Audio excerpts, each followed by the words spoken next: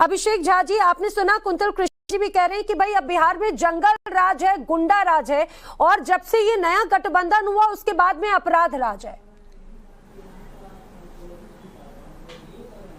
देखिए, हम इन लोगों की राजनीतिक मजबूरी को समझ सकते हैं। जब तक हमारे साथ थे कानून का राज दिखता था, आज जंगल राज दिखता है, गुंडा राज दिखता है। इनका एक पैरामीटर हो सकता है, लेकिन हमारा सवाल इनसे है कि अगर इनको बिहार की वर्तमान परिस्थितियों में गुंडा राज और जंगल राज दिखता है तो मणिपुर में क्या दिखता है? राक्षस राज, दानव राज। उत्तर प्रदेश में जब सरेआम सबके सामने, चाहे वो मीडिया जगत के लोग हो या प्रशासन के लोग हो, कनपट्टी पर सटाकर गोली मार दी जाती है, तब क्या दिखता है? नहीं, लेकिन अभिषेक झा जी, आप जो आंकड़े रख रहे हैं वो ठीक है, वो बिल्कुल जस्टिफाई है, लेकिन मुझे एक बात बताइए, अब ये तो बात अगर आप किसी और राज्य की बात कहें कि आप अपने प्रदेश में हो रहे, अपने घर में हो रही कला को आप उसको छुपा नहीं सकते। जिस तरह से एक संस्थान के अंदर घुसकर अपराधी जो हैं वो बंदूक तान देते हैं। सुनिए, मुझे एक बात बताइए, पटना के अंदर यहाँ पे माफिया राज इतना ज्यादा है कि यहाँ पर इस तरह से लगातार घटनाएं होती हैं, क्या सरकार को, प्रशासन को इसकी भनक तक नहीं पड़ती? नहीं, फिर आप ही बोल लीजिए। मैं सवाल पूछूंगी आपसे अभिषेक जी, या तो आप पूरा सवाल पूछ लीजिए मुझसे। नहीं, अगर आप उसको नहीं, अगर आप गलत इधर उधर जवाब देंगे तभी मैं आपको अपनी जवाब नहीं, फिर वही बात है।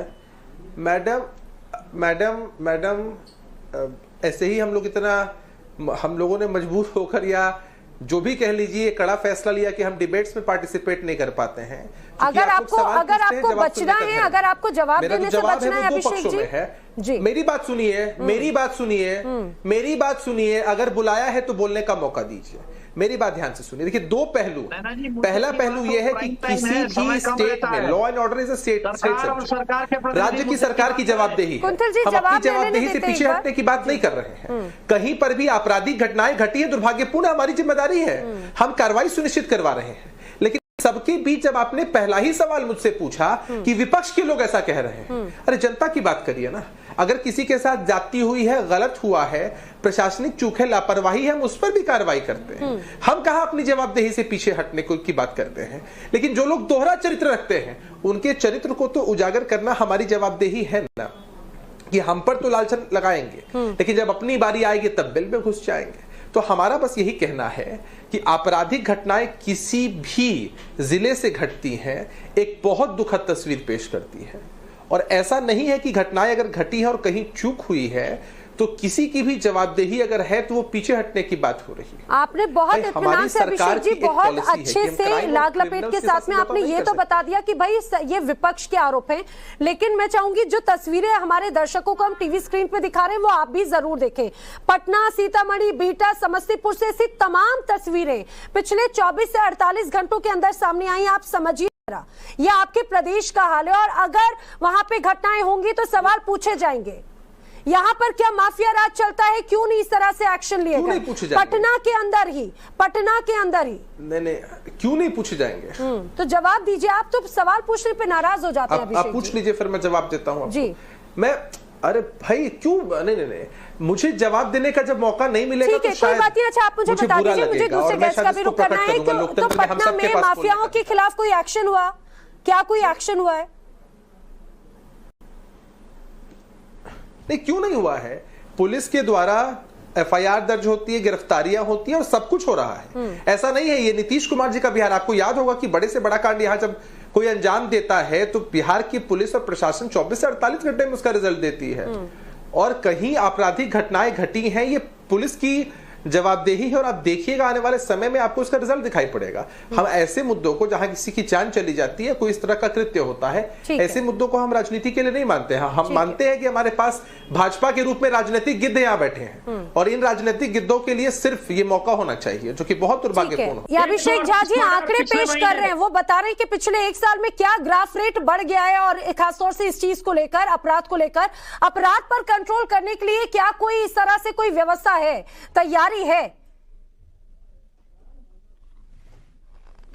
देखिए, आज भी अगर एनसीआरबी और एससीआरबी के डेटा को देखा जाए तो महिलाओं के प्रति जो अपराध होते हैं, बलात्कार की जो घटनाएं हैं, या फिर अन्य अपराध, हत्या की बात करें तो इनके जो शासित प्रदेश हैं, मध्य प्रदेश और उत्तर प्रदेश, इसमें अग्रणी भूमिका निभा रहे हैं।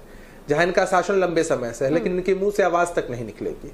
ऐसा नहीं होता है कि अपराध या इस तरह की घटनाओं पर हम दोहरा चरित्र रखें। हत्या देश के किसी भी कोने में होती है, हत्या हत्या है, बलात्कार बलात्कार है, बेटियों के साथ अन्याय नहीं होना चाहिए। लेकिन अभिषेक जहां जी, हमारी जवाबदेही है वहां तो हम जवाबदेही लेने की बात करते हैं, लेकिन जहां इनकी जवाबदेही अवधेश जी के उस बिंदु को लेकर आना चाह रही हूँ। उनका कहना है कि कहीं माइंड डाइवर्ट हो गया, इस वजह से तो कंट्रोल नहीं छूट रहा, इस वजह से तो बेखौफ नहीं हो गए अपराधी कि भाई जो हमारे मुखिया हैं वो अब दिल्ली की तैयारी कर रहे हैं और इसीलिए यहाँ पे लॉ एंड ऑर्डर की कोई व्यवस्था नहीं है, जो करना है करते रहो, गुंडा राज मचाते रहो। कि जो साथी ये मंतव्य दे रहे थे, मैं उनकी बात को सुन रहा था, वो खुद ही कंफ्यूज थे तभी ऐसा मंतव्य दे रहे हैं। अच्छा। एक पल में कह रहे हैं कि नीतीश कुमार जी का माइंड डाइवर्टेड है इसलिए अब अधिकारी उनकी बात नहीं सुन रहे हैं, दूसरी तरफ कह रहे हैं कि अधिकारी कंफ्यूज्ड हैं इसलिए वो सोच रहे हैं कि नीतीश कुमार जी कब किधर रहेंगे, और सत्ता चल रही है आरजेडी के माध्यम से, जबकि हर किसी को पता है कि अधिकारी कंफ्यूज्ड है भाई।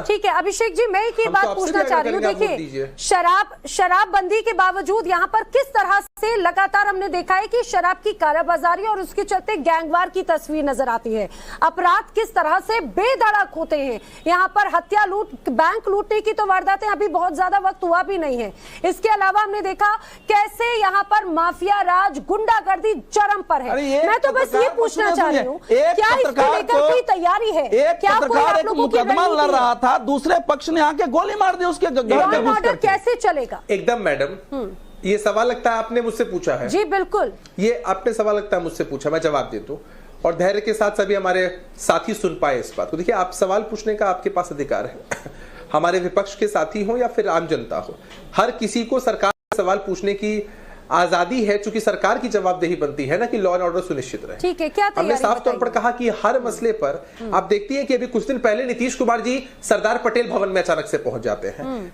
अधिकारियों को सख्त निर्देश है कि जिनकी जो जवाबदेही है अपराध नियंत्रण के लिए उसको करें, और उस पर बड़े पैमाने पर चीजें हो रही हैं, लेकिन उसके बावजूद घटनाएं घटती हैं, दुर्भाग्यपूर्ण है। और जवाबदेही तो है ही ना, कौन सी ऐसी सरकार होगी जो इतना आगे बढ़कर फ्रंट फुट पर आकर जवाबदेही लेने की बात करती हो, जहां हम देखते हैं कि अधिकारियों की गलती है वहां भी सरकार कार्रवाई सुनिश्चित करती है।